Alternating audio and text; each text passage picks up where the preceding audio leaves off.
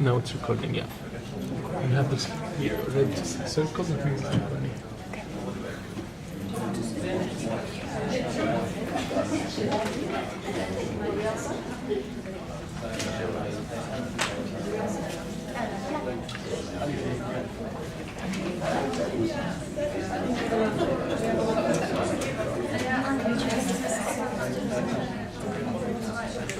All right, I think we'll get started.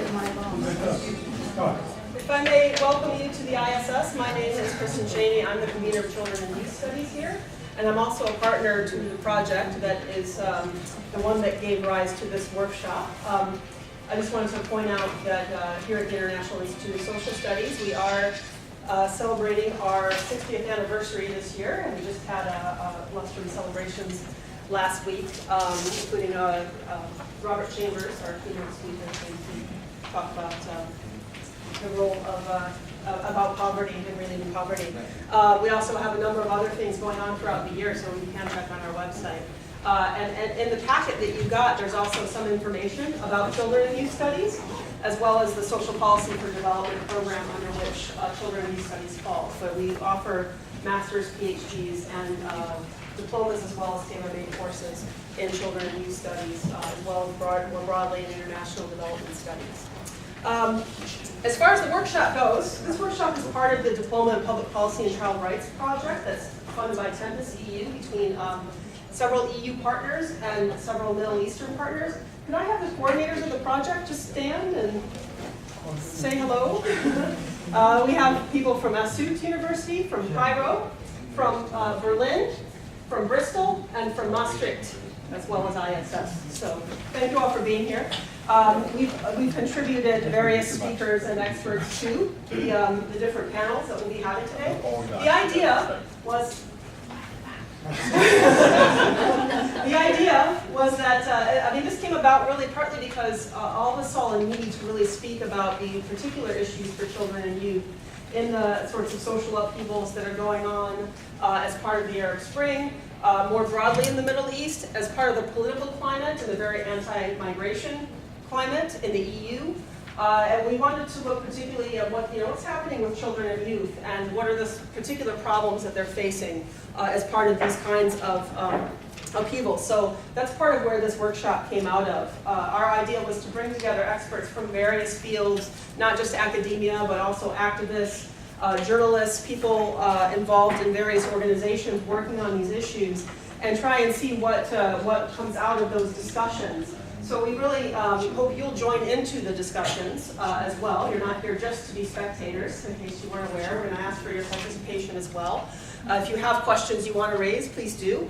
What we'll do, the format of the panels will be that we've asked all the speakers who are here to just limit their comments to a brief introduction, 5 to 10 minutes at most, because then we can open the floor to have more of a discussion. So each panel will have a moderator who will, I'll allow people to introduce themselves, and the moderator can decide on some of the particulars of how we start the panels. But we ask speakers basically to keep it very brief, but just to introduce some sorts of issues that they want us to talk about more broadly, so that we can all participate together in trying to make new headway and what to do to solve the challenges and the issues that arise.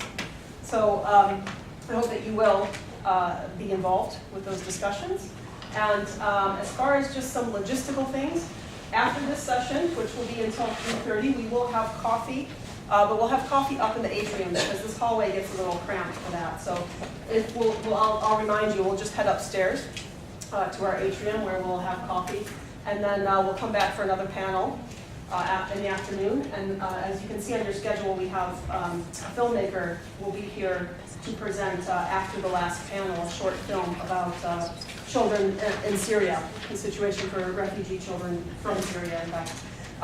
And then after that, we'll have a reception this evening. So please do stick around if you can. We'll have drinks up in the Butterfly Bar, which is also up in the atrium. So if at any point you have any questions, I just asked a few of our coordinators to stand, and you can ask any of them, including myself. But aside from that, I think that covers the basics. So why don't we get started? I'll turn it over to Amani Massoud, who is our moderator for the first panel, which is on The Road to Dignity and Safety, Securing and Protecting Children and Youth. Thanks. Thank Thank you, Jenny. Good morning. Good afternoon, all of you, and welcome to ISS. Actually, it's my pleasure to start the opening session, and we will enjoy it together with 3 presentations. And I prefer to keep my presentation as a comment for the 3 presentations as 2 presentations, or the first and second presentation will deal with the theoretical comprehensive framework about immigration and youth issues in general, and then we will move to the Egyptian case regarding immigration and children. If you won't mind, all of you, just we will start by Anne, then we will move to Roy, and then Dr. Mohammed and me will present the Egyptian case after we will be providing with what's named enough or debatable theoretical framework for this session. Okay, Dr. Anne. Actually, as I understand from Kristen, each presenter will take 10 minutes for presentation maximum, and then we will open the floor for more feedback and questions. So let's start by that. Thank you very much. Please indicate if you can't hear me. I have a sore throat, so I'm not sure how my voice will carry.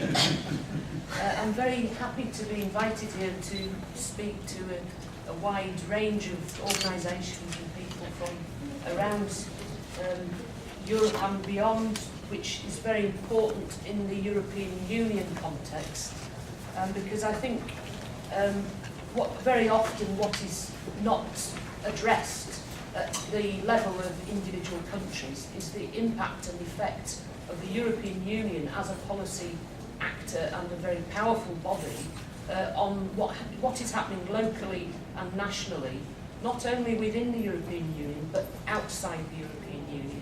And I think the effects of externalising border control, of attempting to externalise asylum processes outside the geographical borders of the EU is one of the reasons why we need to understand very clearly the links between what's happening at local, national and EU level.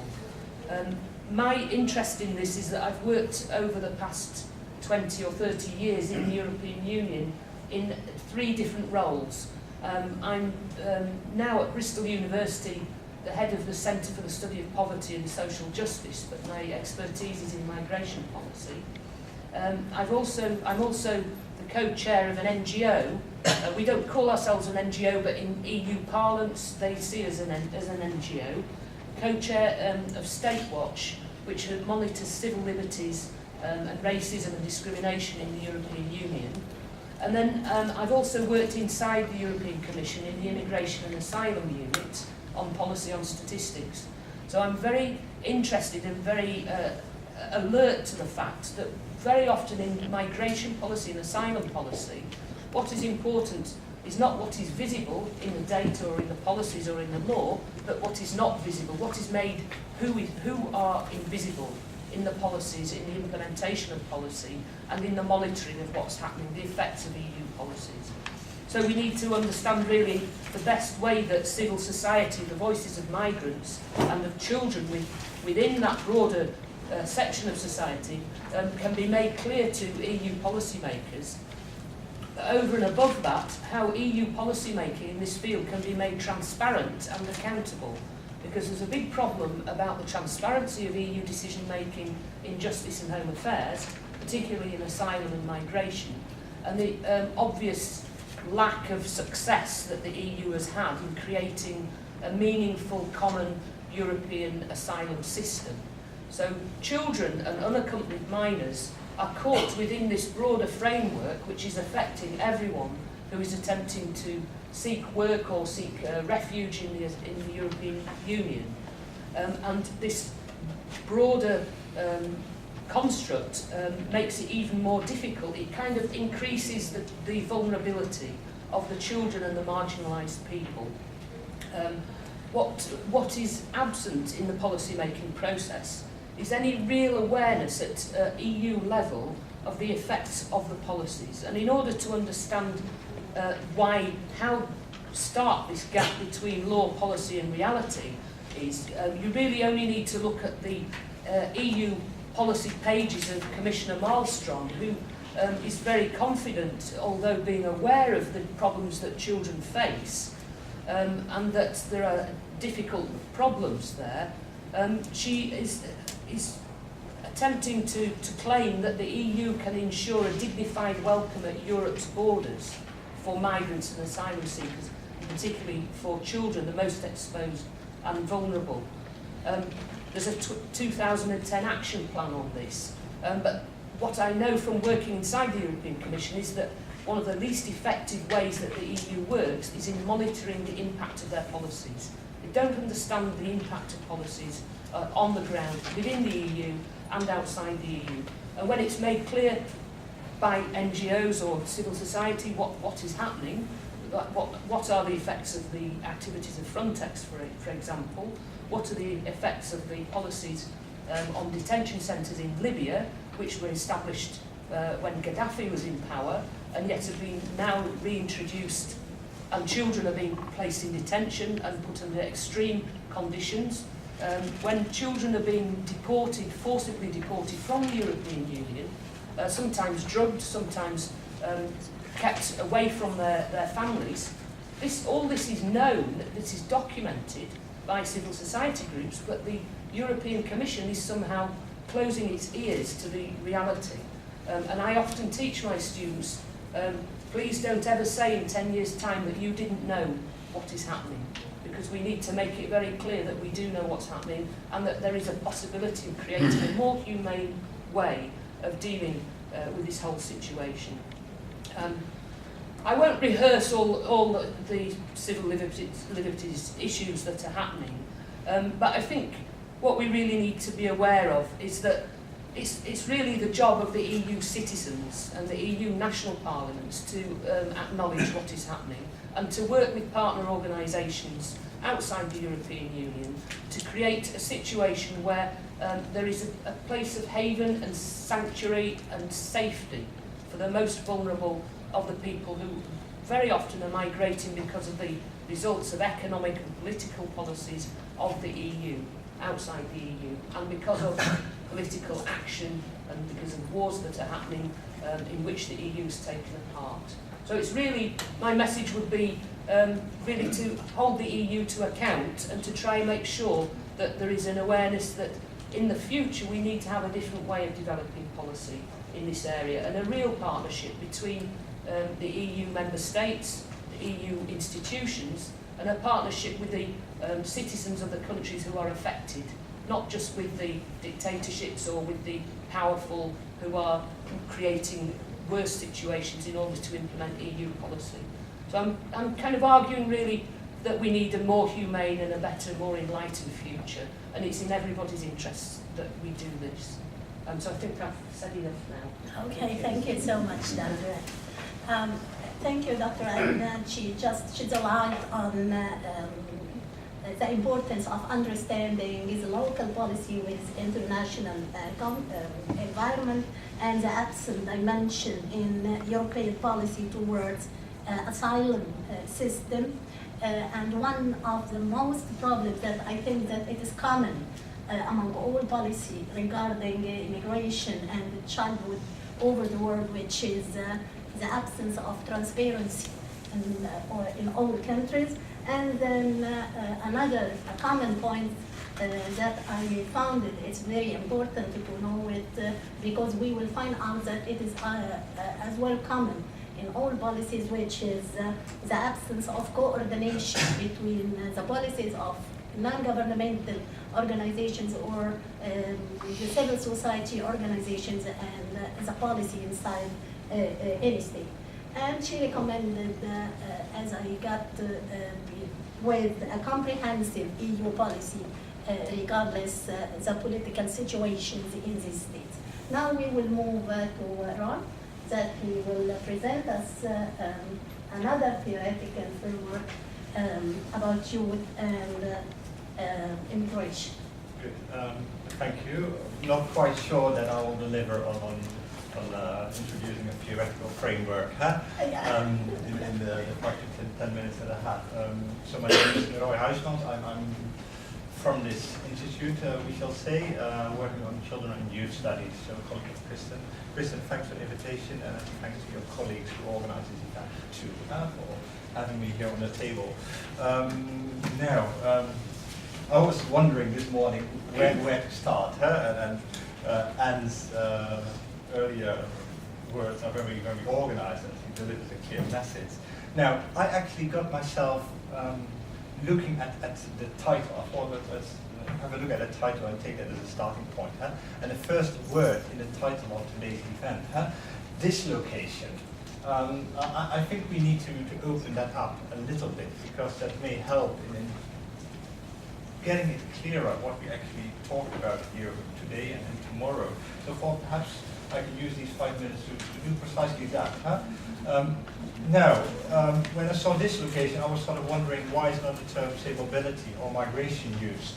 So then I wanted to know a bit more precisely what dislocation means precisely.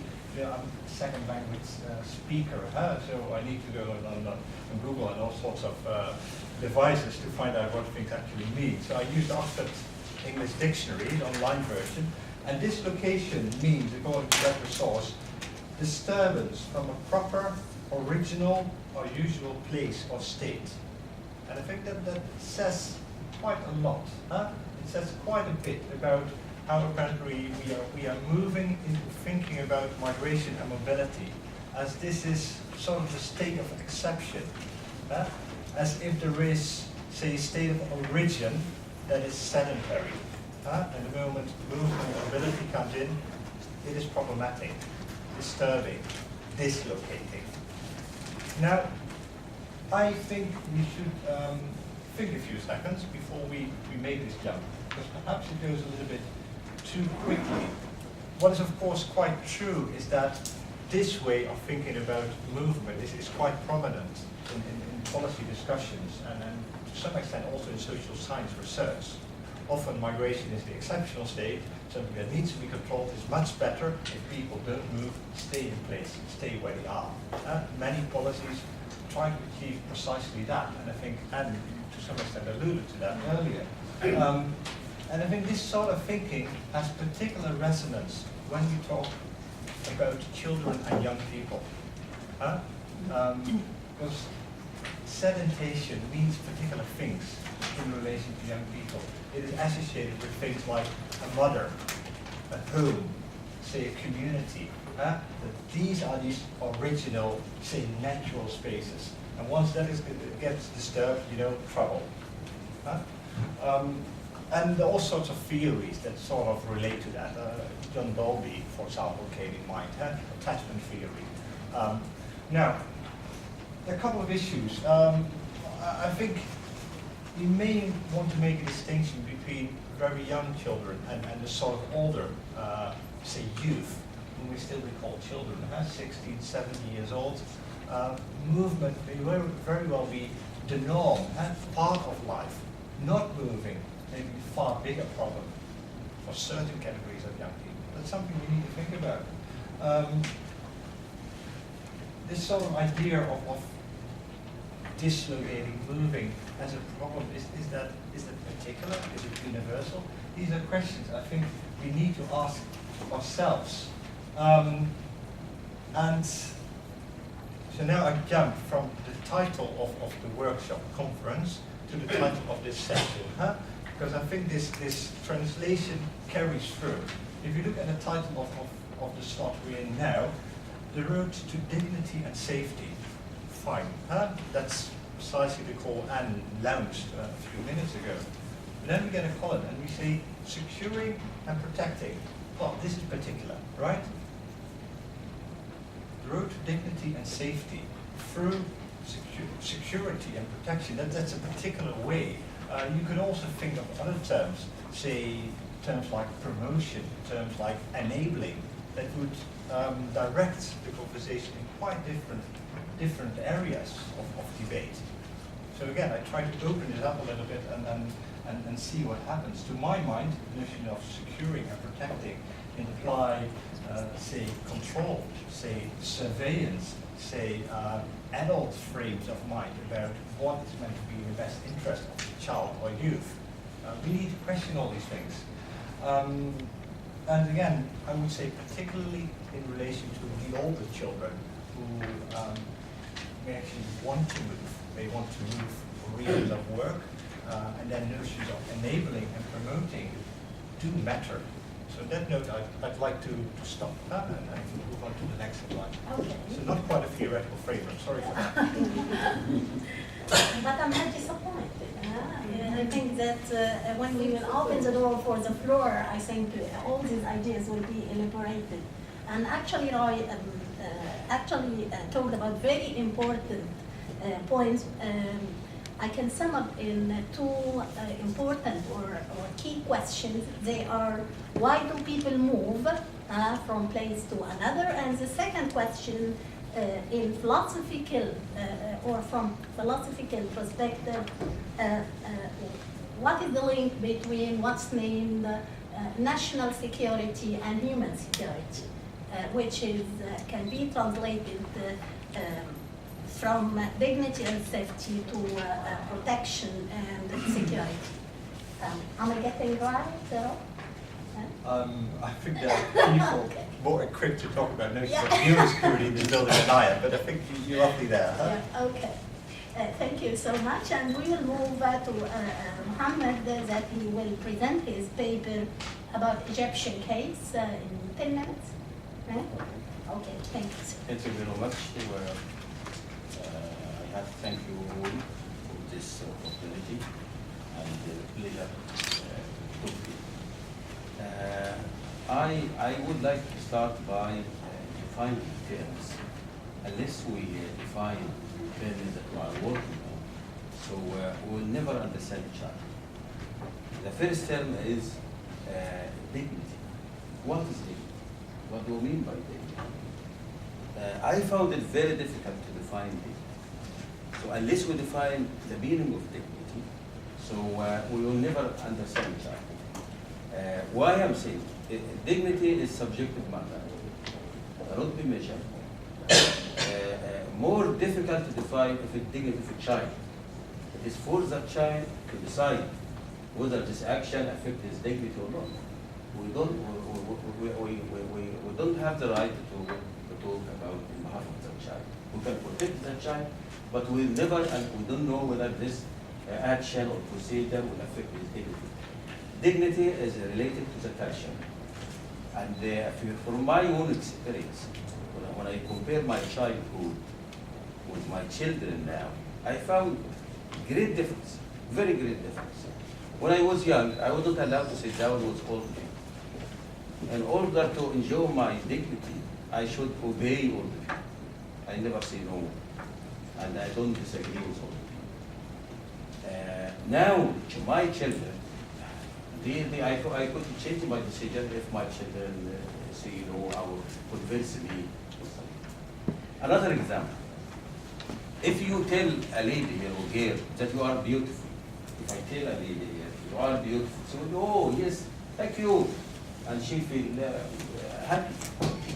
But you will make considerable mistake if you tell a girl in the Arab world, in some places in the Arab world, that you are very beautiful or you have very good legs. She feel insulted. She feel insulted. So that's dignity. Dignity is very related to the culture. It is difficult actually to define dignity because feeling. So I wanted in the discussion to tell me what you mean by dignity. Can we agree about dignity?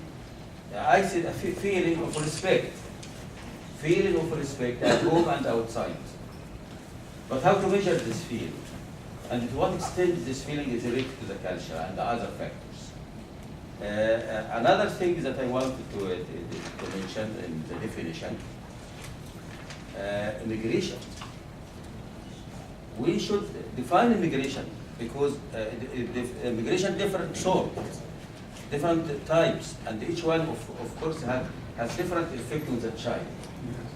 If internal immigration inside the country, that is different than external immigration outside the country. If immigration for short period, duration of the immigration will have effect on the child accordingly. The long-term immigration will have more effect than the short-term one. The purpose of immigration, I can't say that immigration for political asylum is similar to immigration for work or for doing research. That is, I think that we should agree when we study the effect of immigration about dignity. In Egypt, we Egyptians immigrate from rural area to urban area. Majority of Egyptians, and very little that can travel from the cities to villages. The main reason for the immigration from the rural area to cities or town is poverty. Poverty by all means, by narrow definition or by broad definition. In Egypt, poverty constitutes 25% of the total population, according to the narrow definition of poverty, which is $1 a day for a person. But if you extend the definition of poverty, you'll find the percentage will increase. It's more than 25%. From the 25% of the total poverty in Egypt, the major percent or greater percent of this 25 exist in the rural area. About 20% of the total poverty in the rural area of Upper Egypt alone. I am not implying that in cities there is no poverty, but poverty by narrow definition that we don't have money to eat. But of course, in the cities or the urban areas, we have poverty. Probably will not is not less than 20%. So of course, people leave villages to town because better opportunity. When people travel to cities, some studies show that many children travel alone without their parent. Probably they don't have parents, or without the permission of their parents. They travel in order to work in Cairo, Alexandria, Giza, and so on. Of course, when they work in Cairo, when children go to work in Cairo, they normally work in the informal sector, where jobs are not secure, where jobs are poorly paid, where children are vulnerable to police arrest. So they are subject to exploitation. And in many cases, the girls can work as domestic servant. And in fact, because they are too young, they can mistreat, can be mistreated and abused. So we need to study the effect of. We don't have actually studies about the effect of migration on children. We have studies about working children, about street children. But I believe that immigration is responsible to a great extent of the phenomena of working children and street children. I read in some domestic in some research published in domestic paper that there are some many people from village called as street children in Cairo and in Alexandria. For external immigration, Egyptians who work abroad, in the Arab world and Europe, America, many.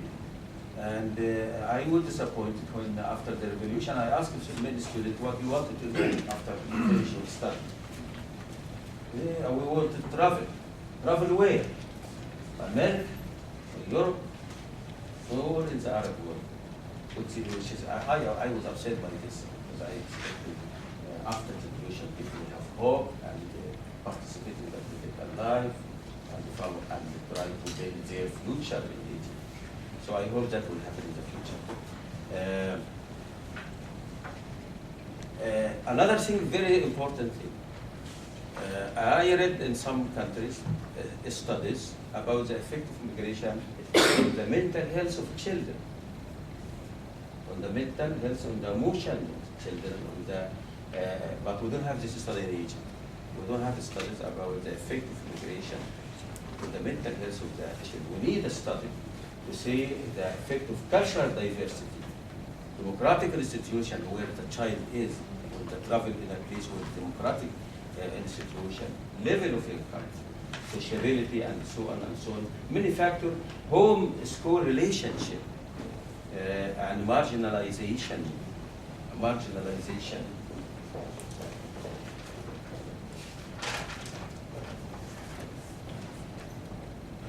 Another important thing, children, Egyptian children are under military conflict in Iraq, in Iran, in Iraq, in Syria, in Libya.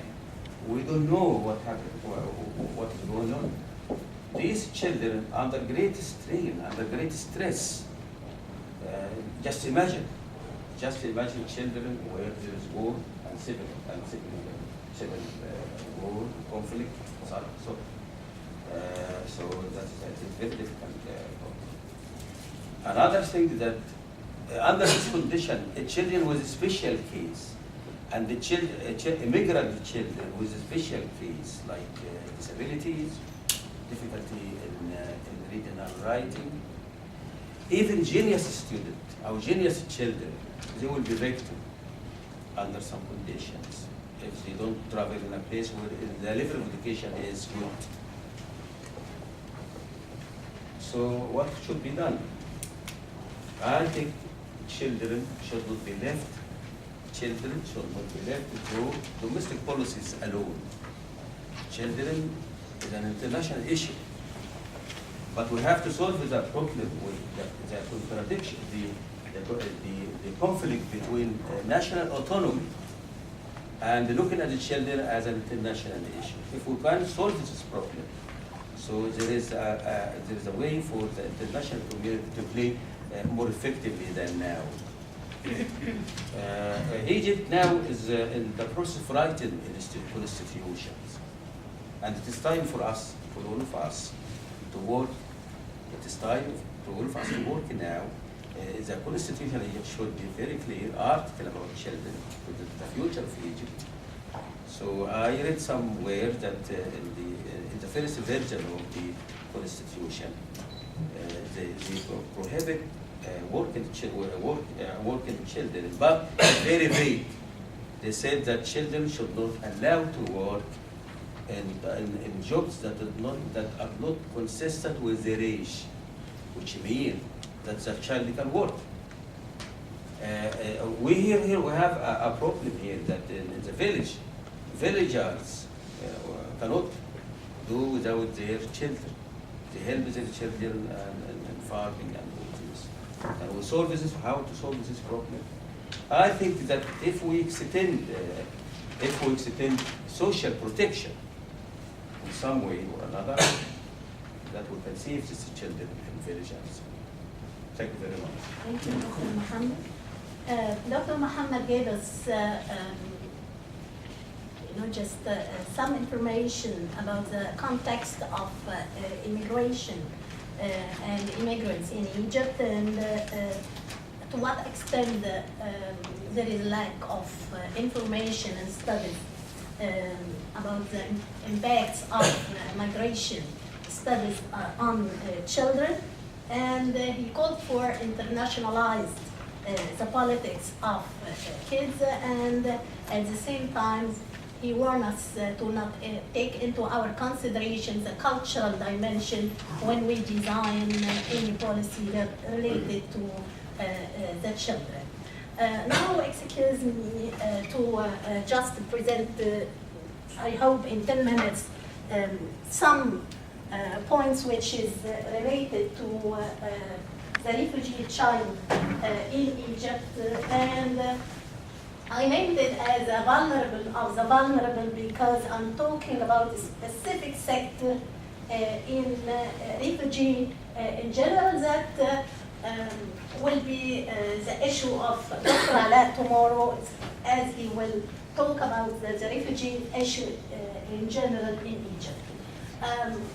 My paper, or my initial paper actually, not complete paper because it is just the preliminary paper, it will deal with two questions.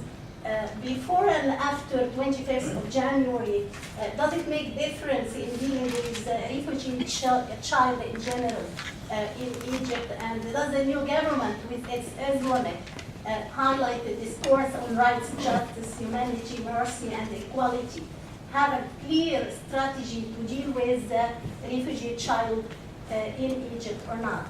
These two questions, actually, I tried to study it via what's named the historical background about the refugee issue in Egypt, especially after the Arab Spring, that I claimed it was not spring for the children, as it carried strong wine, and maybe just destroyed some children, especially in revolutionist states, as some families moved to another Arab countries with its deteriorating economic situation there. So I'm not sure if the kids will find, or the children will find the proper context for activating the rights or not.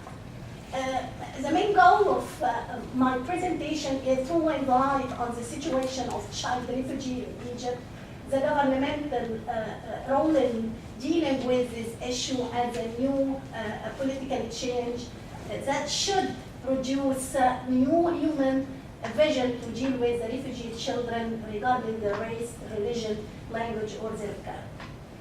Actually, in methodological term, I claim, and I ask just my colleagues and my professors, because I'm proud of being a student here in ISS as a PhD student.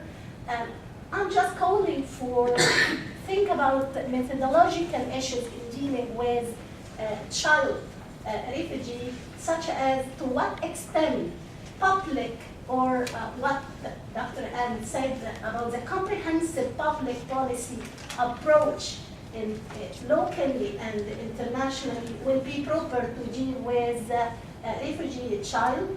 To what extent we are in need more and more empirical studies to know what do child need in general, and as well, and it is related to what she said about transparency, to what extent we have enough information. And we are suffering from what's named lack of information regarding even the number. Just in my paper I found out that no agency or no organization has what's named accurate statistics or information or data about the child refugee. I'll not just give you a headache by this conceptual framework about the definition of refugee or foreigners or internal displaced person, but I'll talk about three categories of refugee child actually. The refugee children, that I mean by it unaccompanied children, and children of refugees, that the children came to Egypt with their families, and the refugee child in general, I found out it is so controversial term, especially in decision-maker mind, and it makes me just very surprised, because if this term was not clear in the decision maker to what extent he will be effective, or to what extent he will be ready to design an effective policy towards the refugee child. The situation, as I told you, of refugee children in Egypt, there is no accurate statistics, no access to social services, and sometimes, just the children were arrested by Egyptian police for their homeless. and at the same time they locked in flats alone without adult supervision, and even if they make any, they have any partner, the partner, just is not aware of the cultural dimension in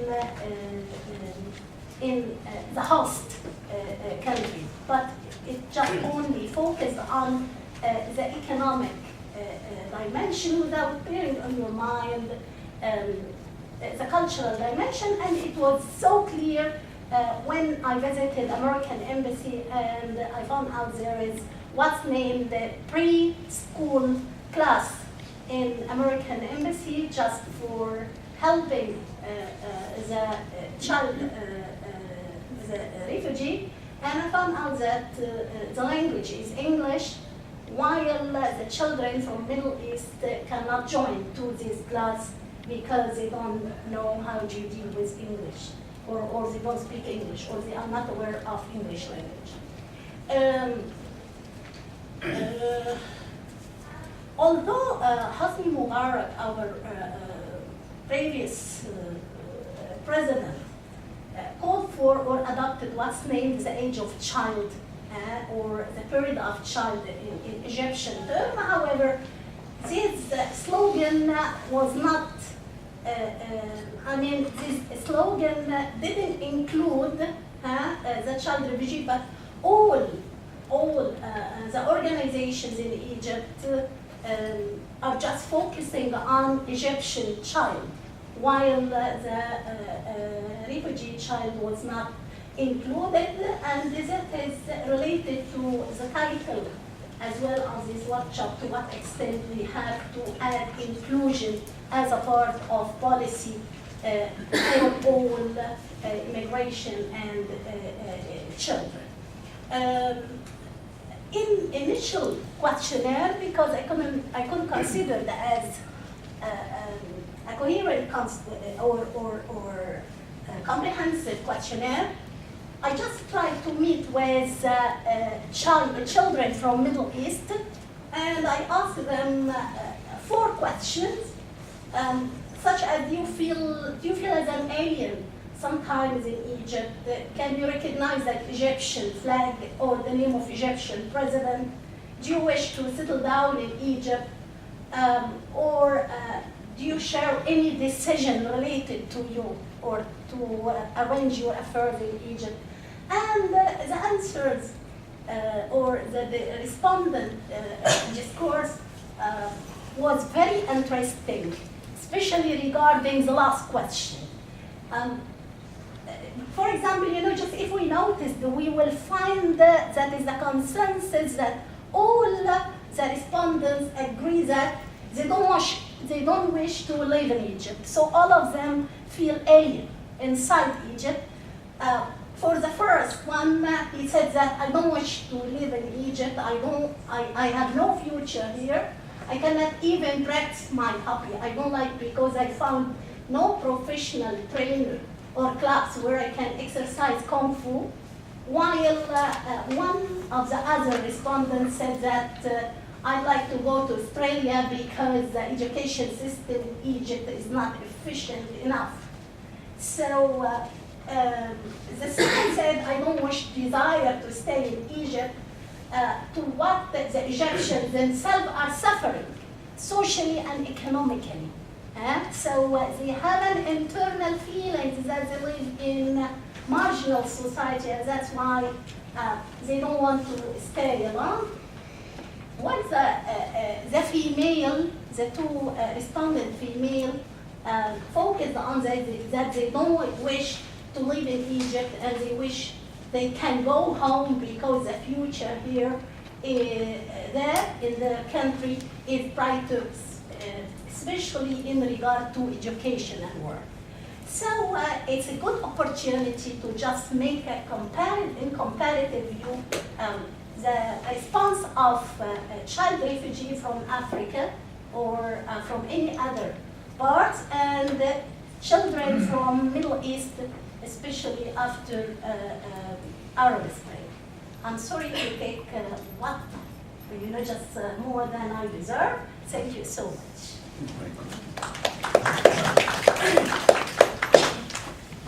I think now we can open the door for more questions. Yes, Heba? I think that one of the issues that were raised by the different presentations is the issue of the overlap between the domestic and the international. And I want to highlight what Dr. Abdelaziz mentioned when he said that the immigration from the rural to the urban spaces, and actually you have to remember that the circles where the refugees and Jewish children and the families settle are usually urban spaces. They don't go to rural spaces. So here you have an overlap between two circles of poverty and two circles of marginalization and two circles of dislocation in a way, though the dislocation is forced in the case of immigration, while it is actually forced by poverty, not forced by violence or violent conflicts or wars, but in a specific moment, you have in this urban space these two groups, and usually the families that settle down, the families of immigrants that settle down are usually also settling down in poor areas. And the experience is usually very negative, because those spaces that they can afford to, where they can afford to live, are the most poor spaces in the urban space, the most poor neighborhoods.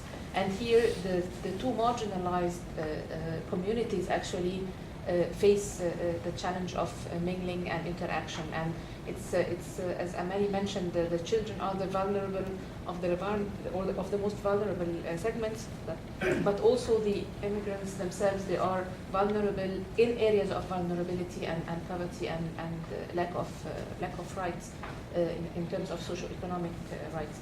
So I think that this also needs to be addressed. They are not just moving from one country to another, but they are located in places where we are facing also similar problems, and the law does not sort of give them justice, but also the social contexts are very conflictual. Because I had an experience in serving the refugees in Egypt in a marginalized area in Maadi, in Cairo, and I used to hear people say, we are poor enough, we don't need other people to come and share with us the very limited resources that we have. So here you cannot actually separate the immigration from rural areas to the urban spaces, from urban politics, from the marginalization, from urban planning, from provision of basic services to people.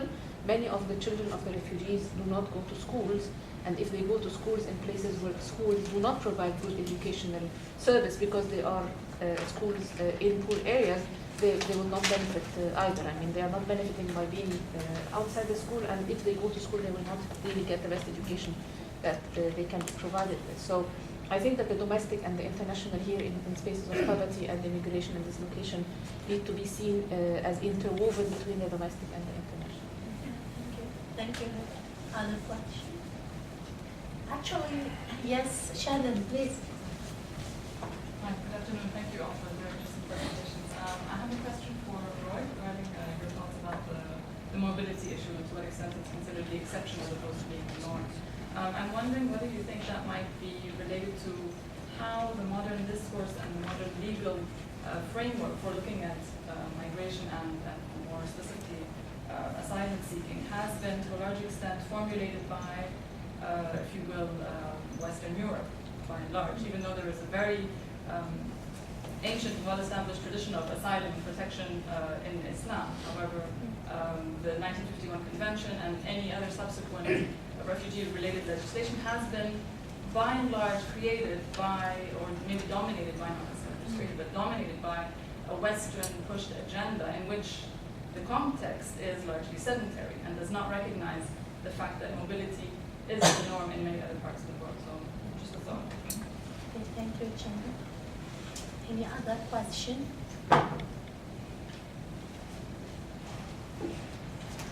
Yes, please, Doctor.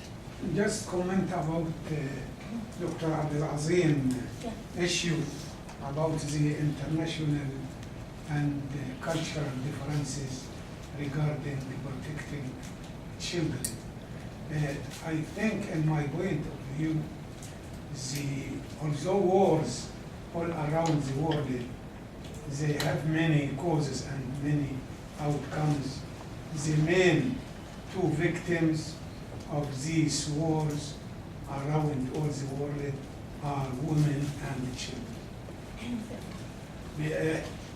The main important in our mind here, we now trying to protect children all over the world. The cultural issues are very complicated issues to generalize one law to protect all children of the world. For example, to punish your kid to be polite in the Arab or Islamic country, it is a duty. While in USA, to punish your kid may be a crime. How can we sit together and to establish one comprehensive law relevant and applicable to all world? It needs a lot of effort. The main problem, the advanced countries believe in their mind that all the rules and all their culture must be dominant in each place. This will make the law dead before it was born. Let us sit together and study the availability and the culture each place and put suitable rules.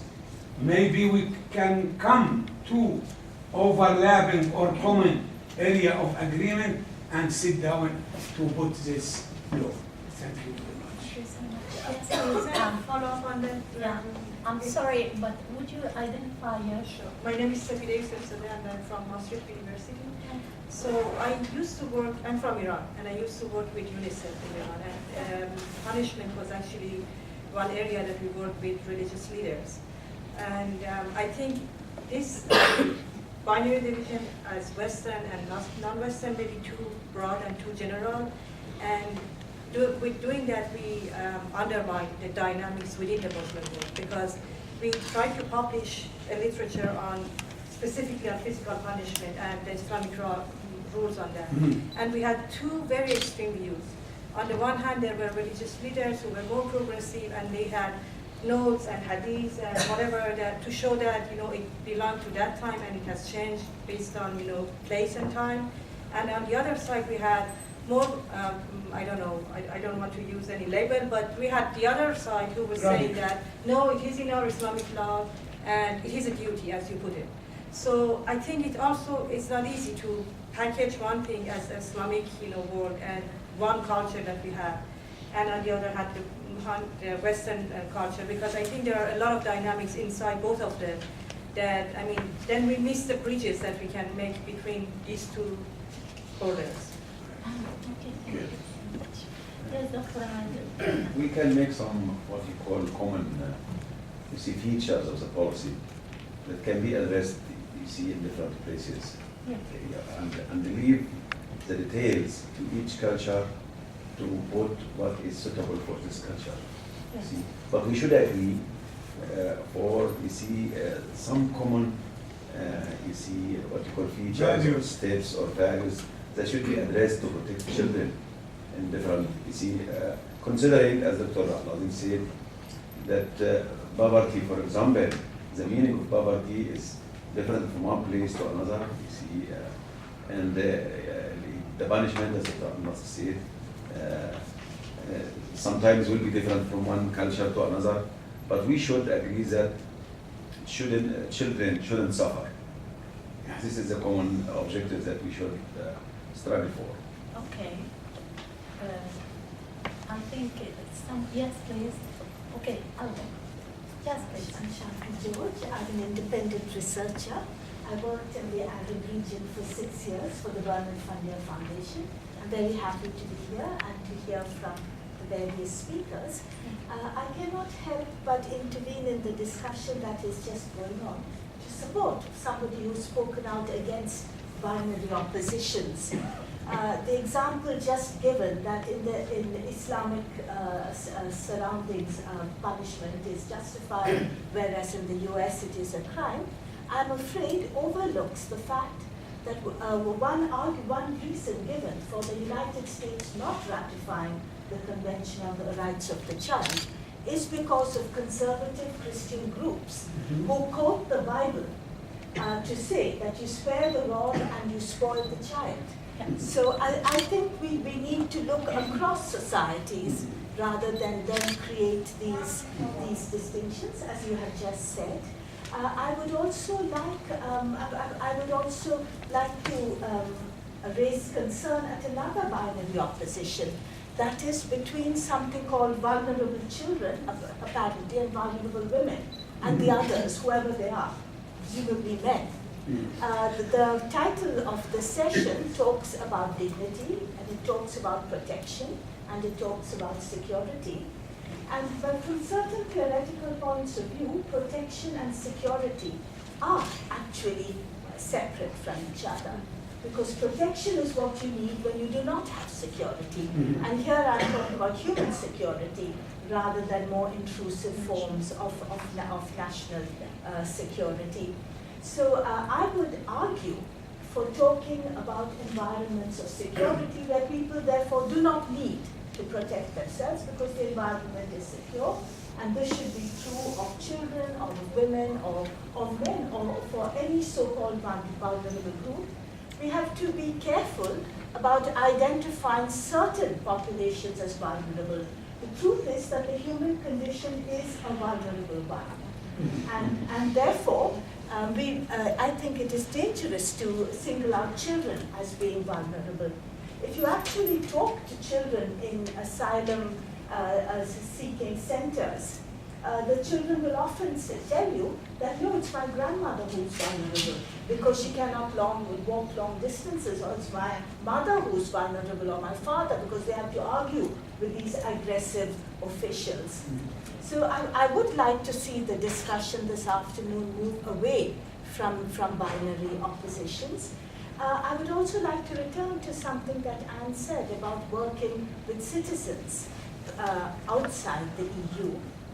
But surely it is also necessary to work with citizens within the EU who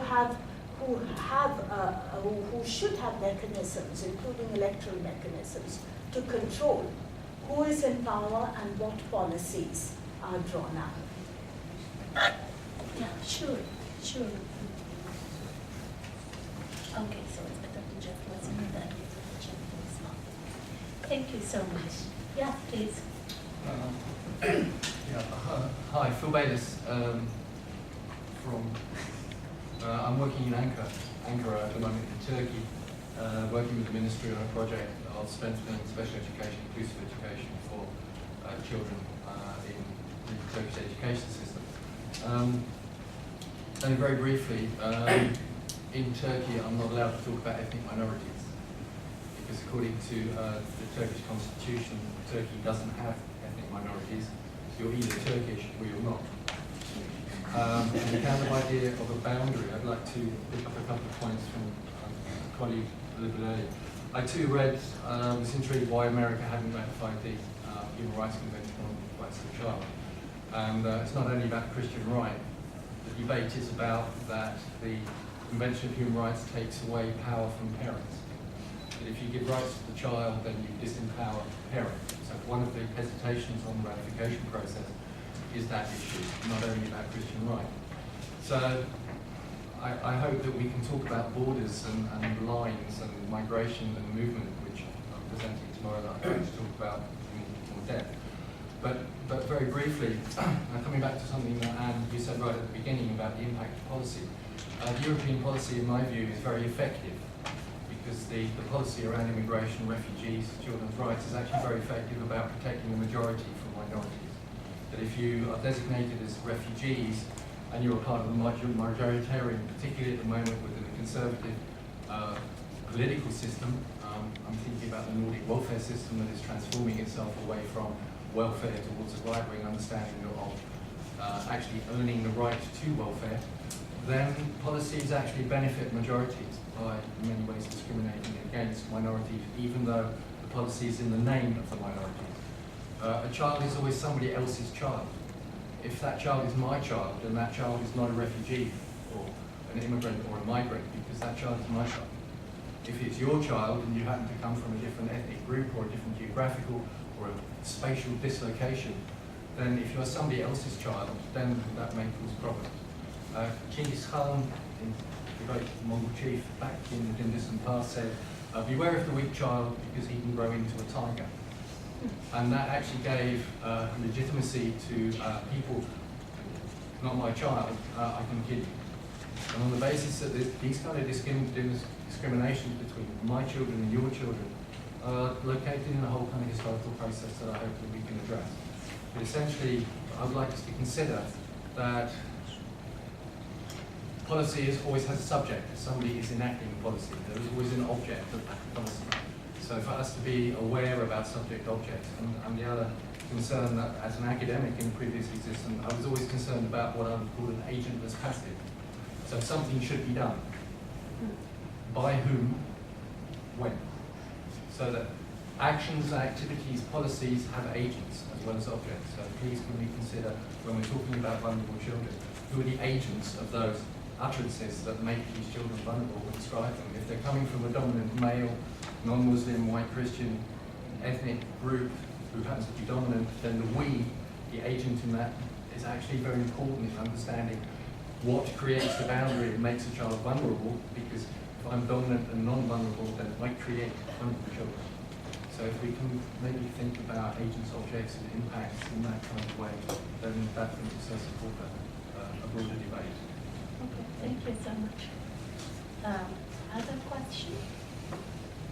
Is there any other? Now, yes? Okay. The panel can respond to some of those questions sure. and comments.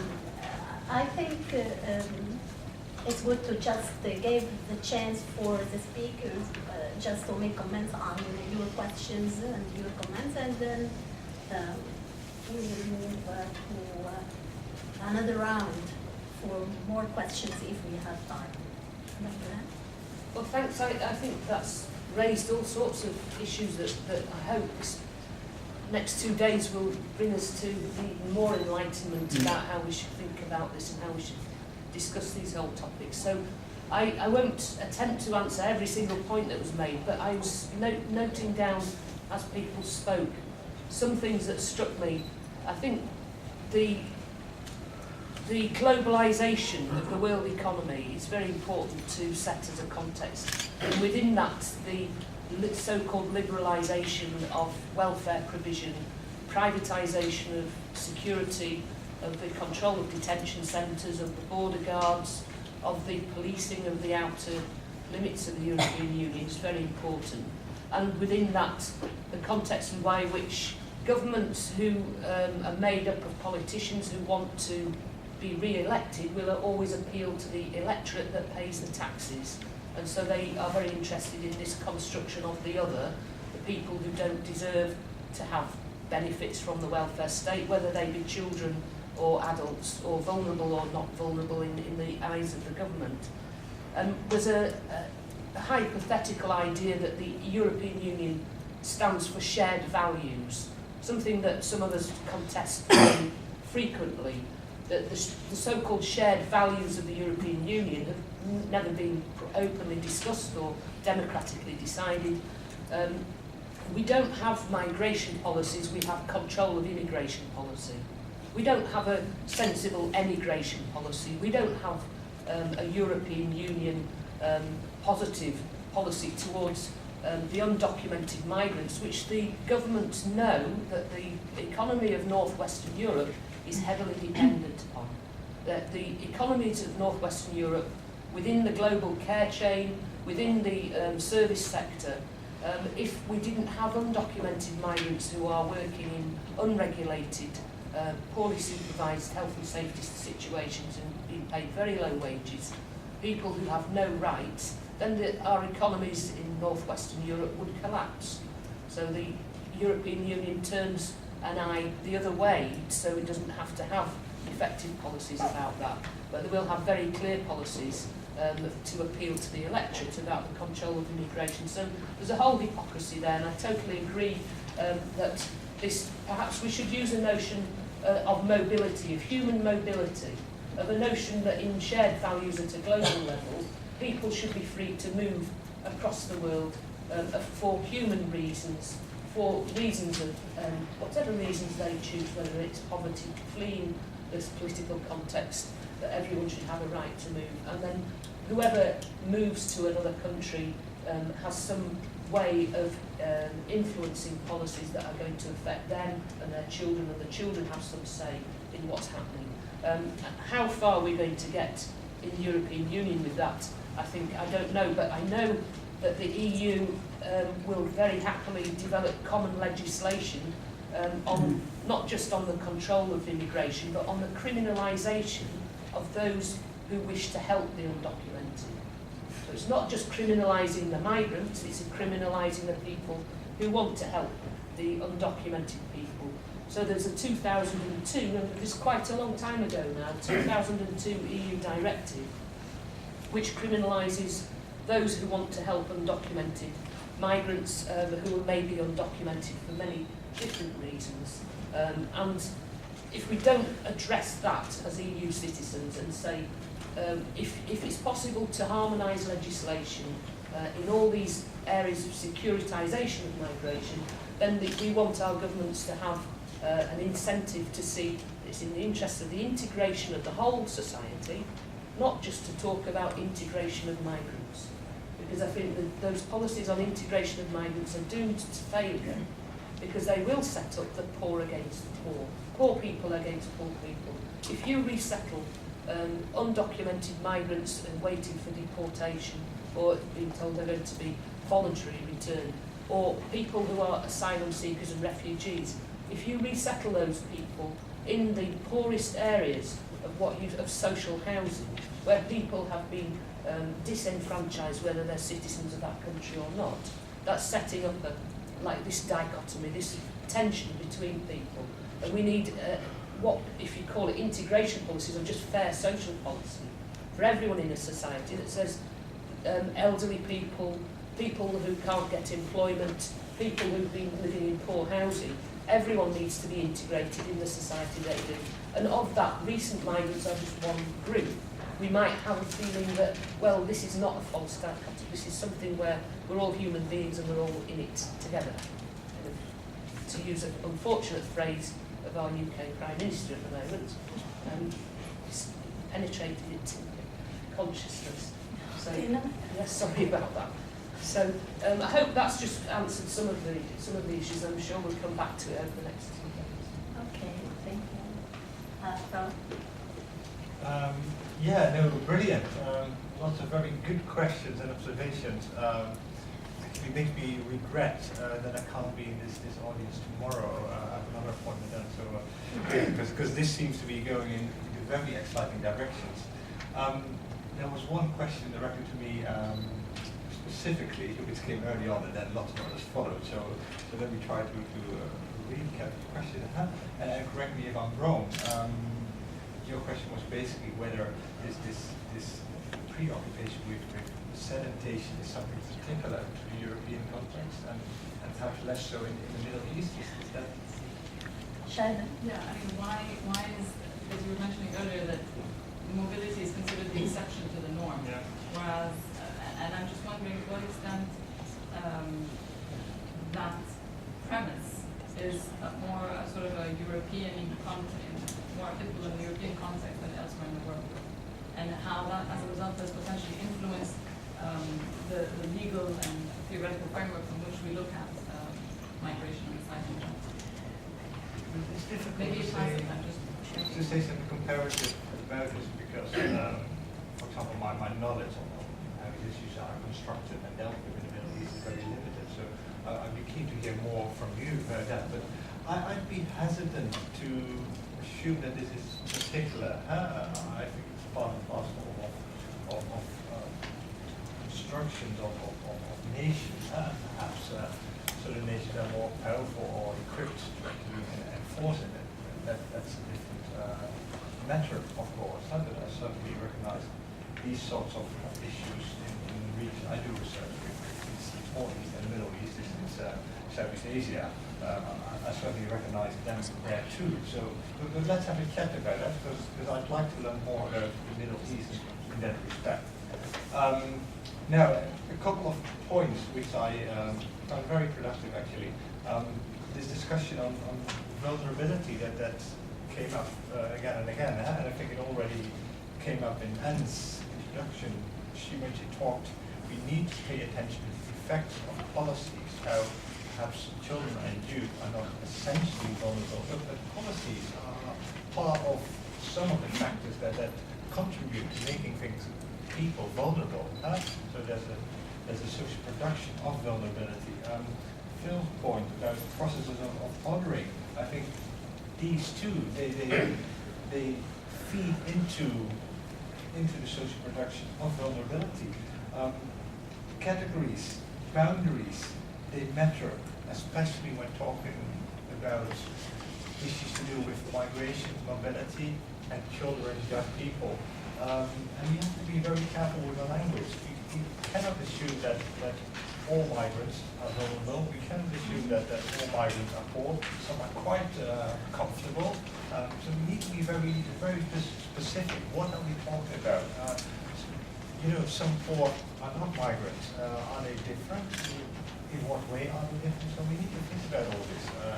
I think, so perhaps to conclude, yes, we need to talk about general overarching processes, but also be very mindful of the specifics of it and keep this diagram.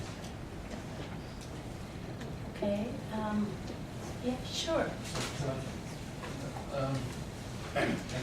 So I kind of hesitate to raise food waste, but if you have a policy, the policy is directed at somebody as a group. In which case, having got a policy, you create a group that the policy is directed at. Having created the group, you then need a police force to understand whether or not you belong to this group or you don't.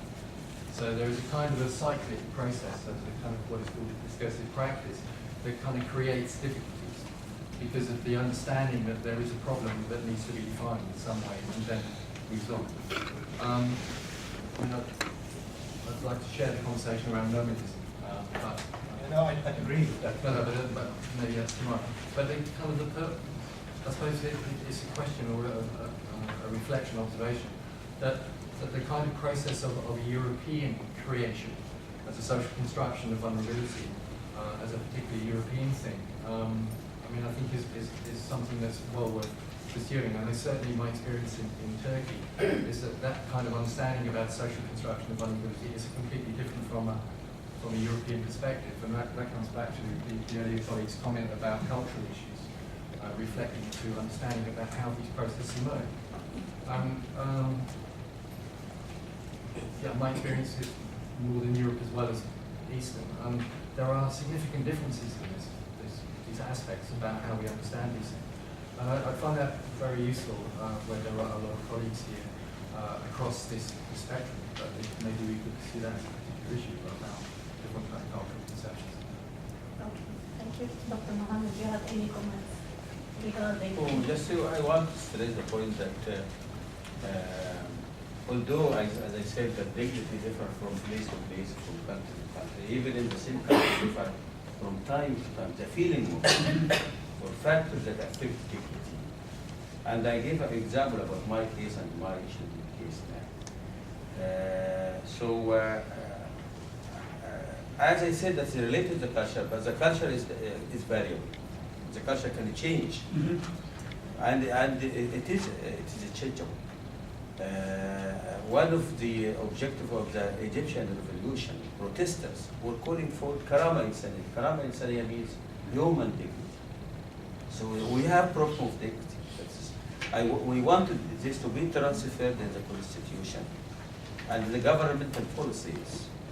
So I wanted to stress the point that in the Constitution of Egypt, articles about children should stress that that children should have all rights, their all right, and should be protected against all kind of violence and discrimination. And when we apply democracy, and we hope so, and Egypt, I'm sure, I'm very optimistic about the future of Egypt. Sooner or later, democracy will come, and this should be translated into policies with the political parties to be sure that children will not suffer anymore. Thank you. Okay. Any other question? If I have the right, if I'm entitled just to take a word in this discussion, actually I'm afraid of falling in the circle of duality. Law and politics, universalism versus locality, or relativism, locality versus internationally. Actually, I don't think that it will help a lot in elaborating, just what's named pragmatic way in dealing with child in general. But what we need just to fill the space between two different paradigms, but not two contradicted paradigms. I mean that Islamic paradigm or Western paradigm are not contradicted.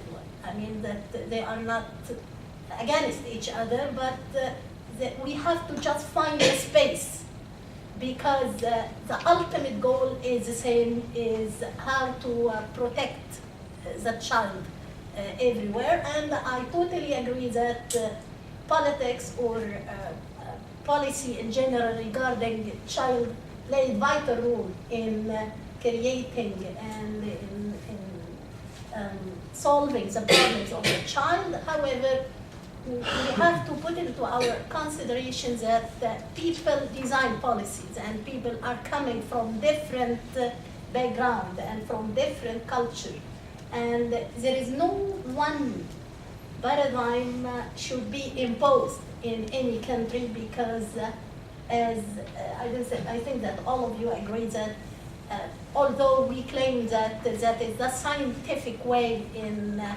dealing with a child, but we have to put into consideration as well the cultural dimension.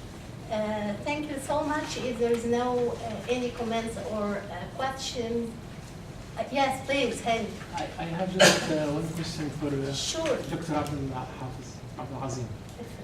It's about the concept of dignity, because I don't think it's just a cultural concept. And I couldn't understand how you would transform the concept of dignity into social policy related to protect the children. Because I think the concept itself has many other dimensions, not just cultural dimension. For example, we can talk about the global dimension, which the subordinate, for example, to USA and the West for the young people, which they make them feel insulting all the time when they saw the regime all the time subordinate to the West. And it has also national dimension, which is the police and the brutal reaction for the police, for the people and young people. And that was a cause for creation for example, the group Khalid Said, because it was a reaction for the killing of Khalid Said himself. And also the lack of education, the lack of health, all these things insulted the young people in Egypt and make them call for the revolution.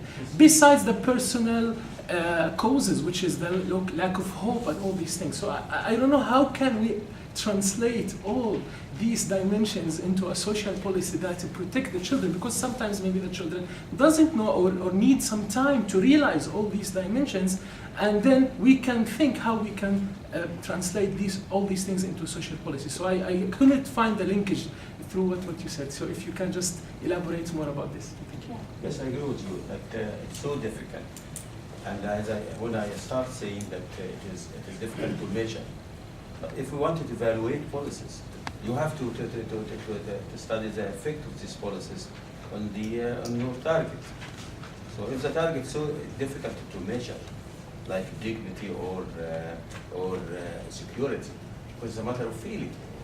who can express this feeling? It's the child.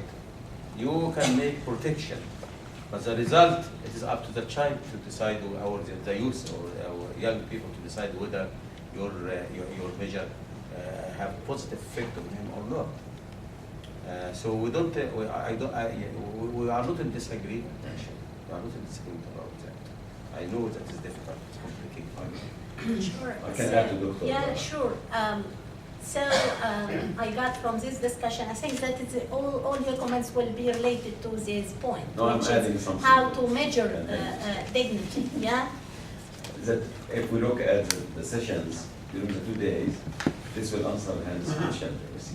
We will talk tomorrow about education, differences, diversity, you see, opportunities given for children and youth. So I think it will be elaborated during the 2 days sessions. So, I mean, subjects are integrated. And every session will add to the another. You see? Yeah. If I'm entitled just to add something, the behavioral approach nowadays, just try to measure any abstract terms by transferring into numbers.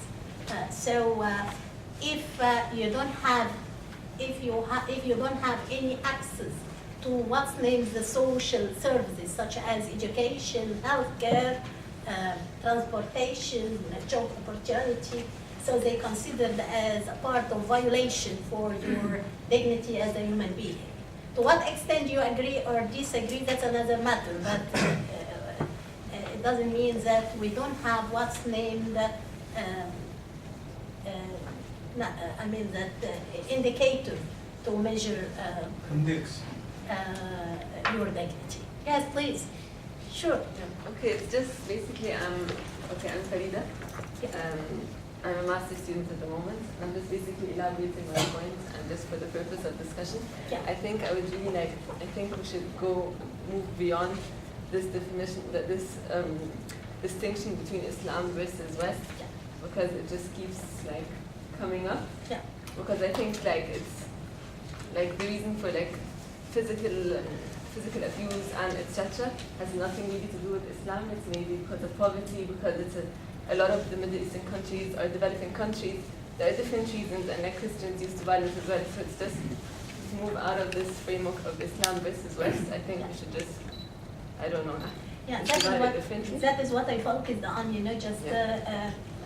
We will not present any alternatives, but we just try to find common space.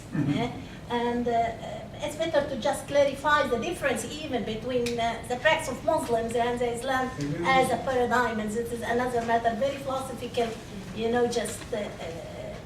perspective, and I hope that we can elaborate more and more sessions about Islamic way and or Islamic paradigm to deal with the children. Yes, please, Manal. I'm an Almana from Egypt, and I have the honor to participate in developing the law of the child law process itself, and it was the first law in Egypt that had been developed by the community.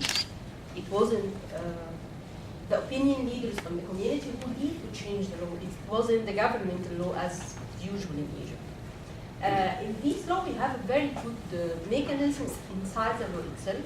It was a protection mechanism or protection committees inside the law, which make a lot of reservation and actions to protect the dignity and the children, and all the process of child protection is ensured by this protection mechanism, because it's like a committees for districts and then for governorate, and then to for all over Egypt there is a general which is developing ministerial decrees or needed law to maintain the protection of the child.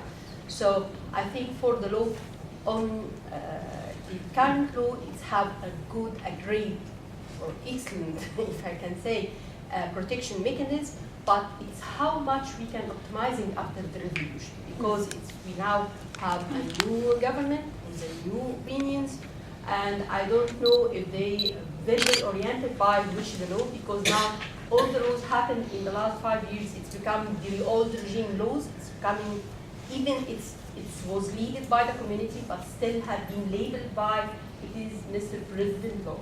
So this is a problem we face now in Egypt. Yes. But for the law itself, if we can optimizing or we can raise the awareness more about these protection committees, especially it's needed.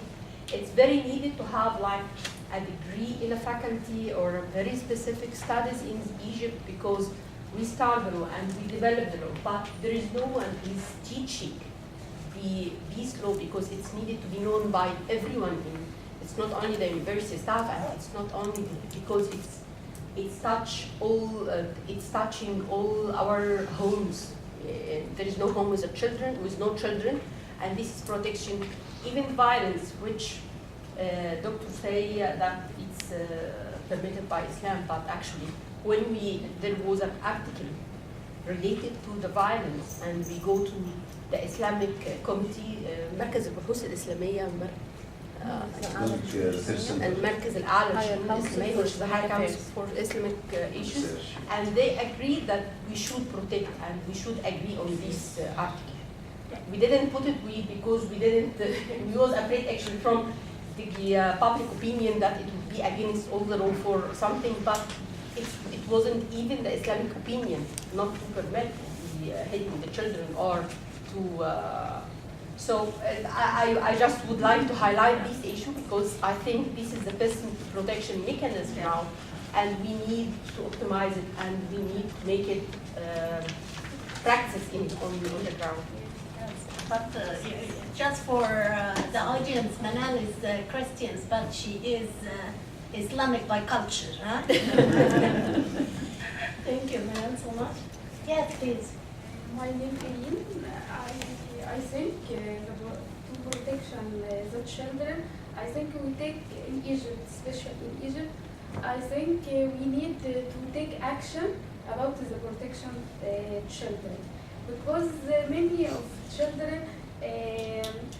abuses and many problems in Egypt, like child labor and many problems to children. But I think the action we need to take action and in the law and the children. So we need to activate the activate the law and the children know the law and the procedure of. Okay. Is there any other except Egyptian case? Yes, please. I would like to take up something you said and what other people have said about paradigms, and I think we have to think of them in the plural, because there are many Islamic paradigms and there are many Western paradigms.